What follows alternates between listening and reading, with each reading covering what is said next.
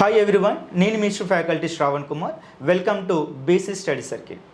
ఇప్పుడు శాతవాహనుల కాలంలో ఉన్నటువంటి నాసిక్ శాసనం యొక్క ప్రత్యేకత చూద్దాం. మనకు నాసిక్ శాసనం అనేటువంటిది ప్రస్తుత మహారాష్ట్రలో ఉన్నటువంటి నాసిక్ పక్కన వేయడం జరిగింది.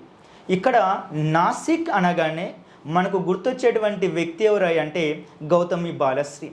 ఈ గౌతమి బాలశ్రీ అనేటువంటి ఆవిడ గౌతమిపుత్ర శాతకర్ణి యొక్క కన్న తల్లి.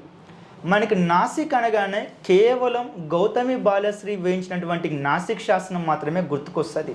కానీ ఇక్కడ పాయింట్ ఏంటంటే నాసిక్ అంటే కేవలం ఆ ఒక్క గౌతమ బాలశ్రీ మాత్రమే వేయలేదు. నాసిక్ శాసనాలు మొత్తం 8 ఉంటాయండి. నాసిక్ శాసనాలు మొత్తం 8 ఉంటాయి. ఈ నాసిక్ శాసనాలు 8లో ఇప్పటి వరకు చరిత్రకారులు 8 శాసనాలు వాళ్ళు దొరకడం జరిగింది, వారికి లభించడం జరిగింది. కానీ 8 శాసనాలు ఎవరిచ్చారో మనకి ఇప్పటికీ స్పష్టంగా తెలియడం లేదు.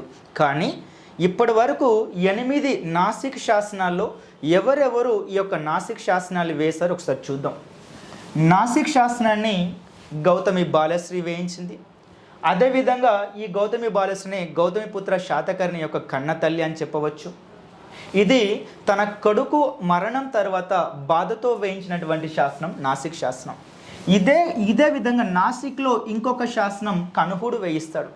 ఈ కనుహుడే శాతవాహనుల కాలంలో శాసనాన్ని వేయించినటువంటి మొట్టమొదటి శాతవాహన రాజు అని చెప్పవచ్చు. అదేవిధంగా ఈ యొక్క నాసిక్ శాసనాన్ని ఆనందుడు వేయిస్తాడు. ఇదే నాసిక్లో వృషభదత్తుడు అనేటువంటి వేయిస్తాడు. ఇదే నాసిక్ ప్రాంతంలో వశిష్ఠిపుత్ర శాతకర్ణి కూడా వేయిస్తాడు.